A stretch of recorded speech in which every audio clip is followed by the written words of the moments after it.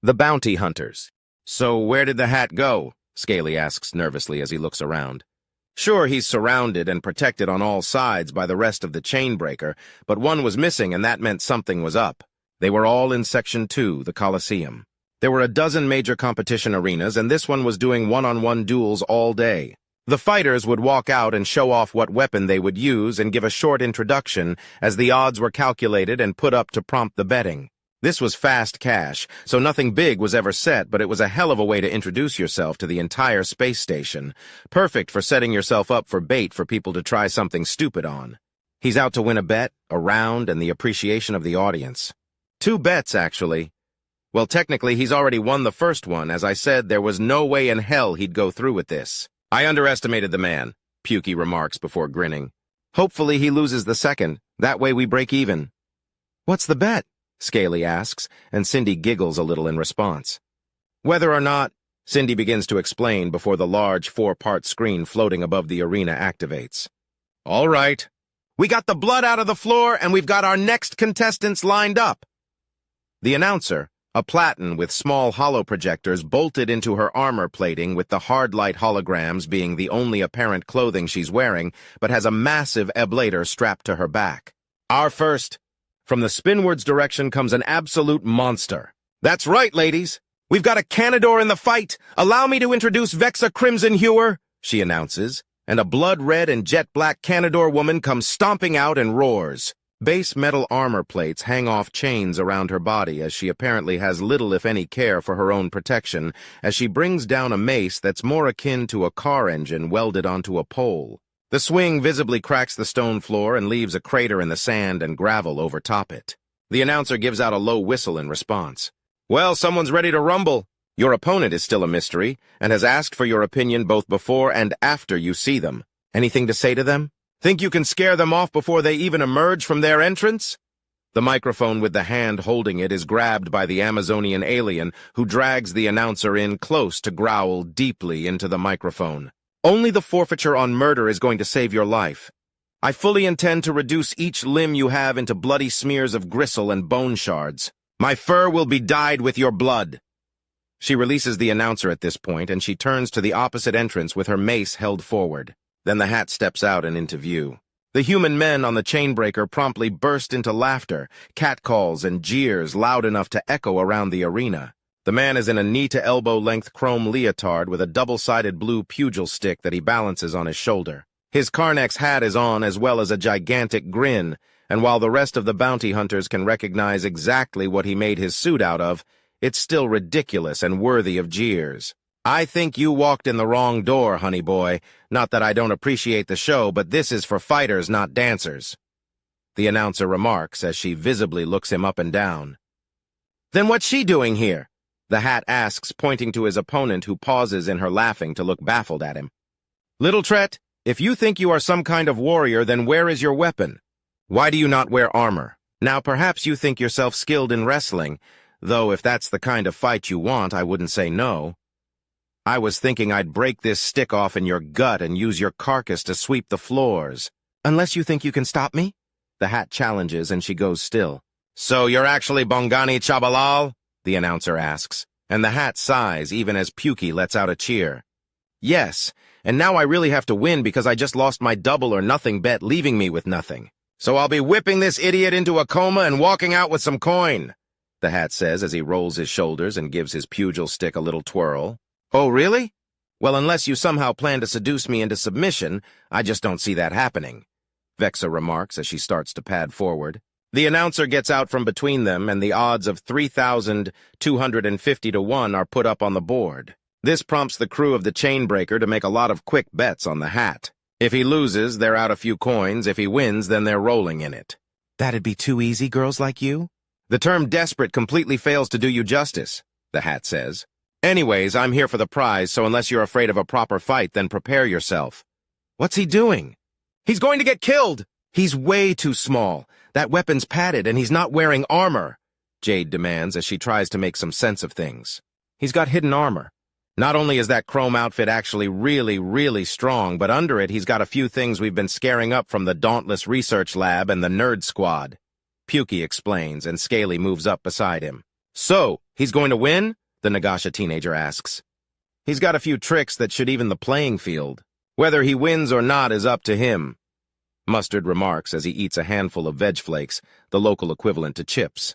All right, we've got the required trash talk out of the way. This is going to be quick. Remember, no executing your opponent outright and no calling in outside help. That's it for the rules. Let's see some blood! The Platin calls out and backs off. Vexa charges in fast with a low sweep of the gigantic mace, which the hat jumps clean over.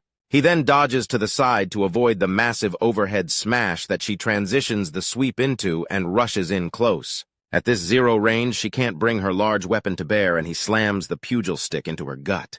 The miniature electrical generators in the ends of the stick crackle to life on impact and deliver a brutal payload through her body. The arena lets out at first a gasp, then a huge cheer as Vexa shakes under the electrical assault. That thing is electrified?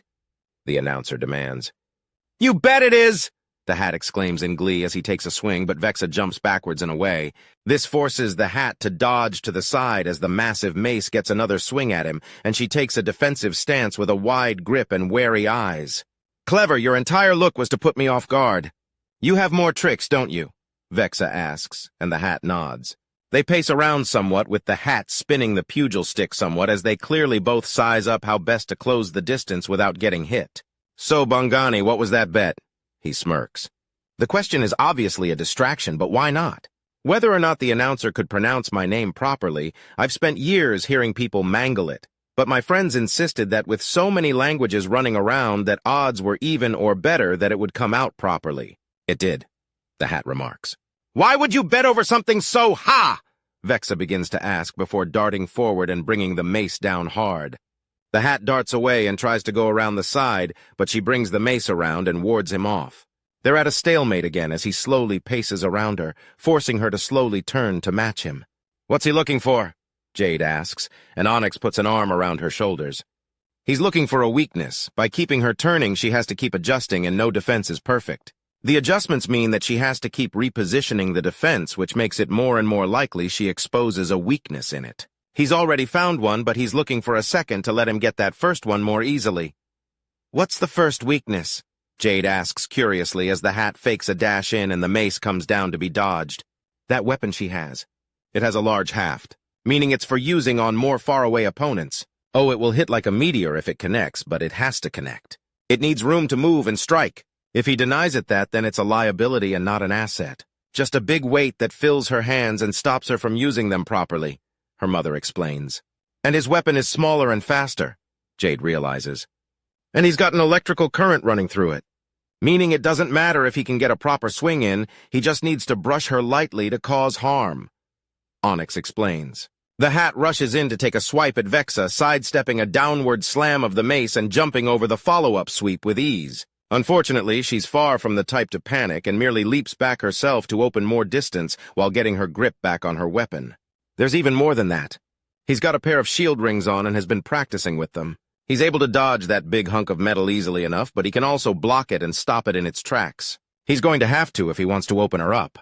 She's wary, on the lookout for tricks, and won't take anything lying down, Pukey remarks. She's an absolute monster, though. Even a glancing hit from her may be enough to win the fight. Vexa jumps forward and brings down the mace.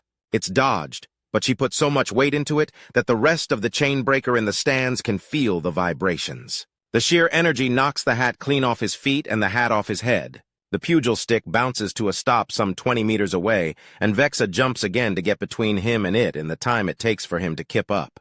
Okay, that's it, the hat growls. No one! He rushes Vexa, who takes a swing at him. Touches! A glowing hand of Axiom forms on his left, and he stops its swing dead. The hat! A second glowing fist manifests on his right, and he uppercuts the shocked Canador so hard she loses her grip on the weapon and skids backwards.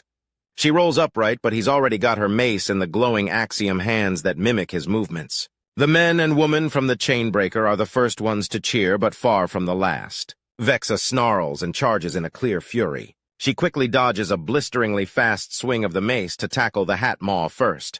The mace comes down again to ram into her back, causing her to let out a whimper of pain, even as she starts shaking the hat. Thankfully, his Carnex scale leotard has proven itself impervious to her teeth, but she's still squeezing him hard around the stomach and liable to take a chunk out of him anyways if he doesn't get her to stop. Still better than being bitten in half, though. The mace rises and falls again and again before she lets go to throw him. He bounces over the floor and his focus on the axiom hands is dispelled, causing the mace to go skittering away until it slams into one of the arena walls. The crowd is going absolutely insane as the hat rises up with a snarl to match Vexa, even as she charges at him on all fours like a land shark from hell. He spreads his stance wide and readies himself. Vexa accelerates even harder and right into the waiting axiom hands that then throw her clean over the hat's head as hard as he can make the axiom move and right into the wall of the arena, head first. The impact cracks the side and the Canador slumps to the ground, out cold. The entire viewing audience goes absolutely insane as Bongani Chabalal is declared the winner, even as he walks over to his dropped hat and brushes it off lightly before putting it back on. "Call me the Hat," he says simply before collecting his pugil stick and walking out. Grin firmly in place. The bounty hunters. The day was cool despite the warm season. Ambassador Luxed's small estate is a patch of luxury and peace. It's fairly far away from the cities and in a part of the countryside that just hasn't been developed otherwise. Her description was a modest, homey, and rustic, but it's a palatial building with everything someone could ask for. Just goes to show how much wealth there's to be had in a galactic-scale society. "So why did you tell me not to take a shower?" Miles asks Agenda, who grins. "Oh, we spoke about things a bit." "Don't you worry," she assures him. "Look, I understand that my sweat smells like I've been dunked in cologne or something, but I've been trying not to smear grime on the inside of this car," Miles remarks as he holds up his slightly oil-smeared hands. "Well, that's what you get when you insist on getting your hands dirty," Agenda remarks.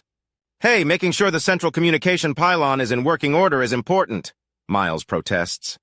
"You still haven't explained how working on it got you so grungy, though," Agenda remarks as she pulls into a parking spot, and Miles uses a hand of conjured axiom thanks to his ring to open the door without touching anything.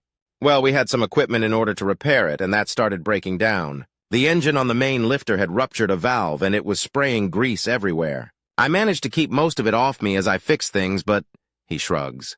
"Good evening, my dear Duchess and Duke, and my, how interesting with the dirt you've gotten on you. Perchance is it related to the repaired communication pylon?" Vuni asks, walking out of the manor.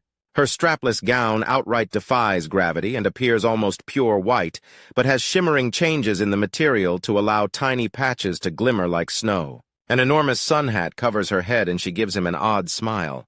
"Well, this won't do at all, will it?" "Thankfully for you, I have appropriate attire for a man of your standing already laid out, as well as a bath. Though I'd recommend a quick scrub down and rinse before entering the waters." Come, you're royalty now. There's a certain expectation of behavior thrust upon you," Vuni insists as she bundles Miles inside without touching him. Thankfully, his socks aren't grime-covered as well as he's let into a two-part bathroom. The shower is indicated for getting the gunk off and the bath for truly cleaning as a proper gentleman. "You're having fun with this," Agenda notes after Vuni closes the door behind Miles. The Volpir hides her surprise at being snuck up on so effortlessly with a dainty laugh. "Before we do anything else, I have a couple of questions for you."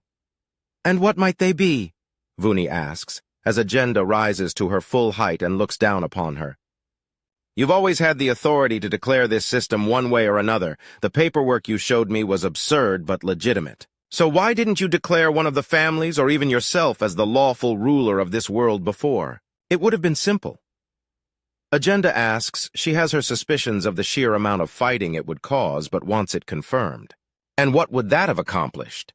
The balance between the families stopped outright war from boiling over, so favoring any one of the three, or even trying to favor all three at once, would have brought about an obscene amount of bloodshed. As for myself, I don't appreciate being a target. I can talk my way in and out of all sorts of entertainment, but it only takes one person deciding that they're sick of my nonsense for all my games to end. Vuni answers before giving out a slight titter of amusement.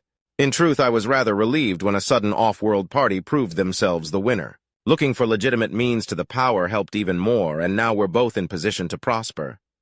How so? Agenda prompts, already liking the woman's insight.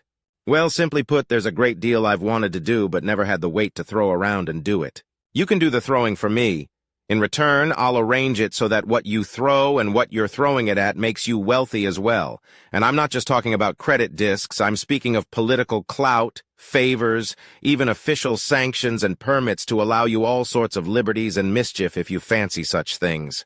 I getcha. You need someone to soak up all the attention while you get things done, which is why you never push to be anything other than ambassador, where you could make all sorts of decisions and pawn it off on one side or the other. I see the Dark Cabal didn't recruit idiots. So you know about that? It's why I agreed to this, madam. Your history, that simple fact we can trace you back to that nightmare, means that I can get so much done.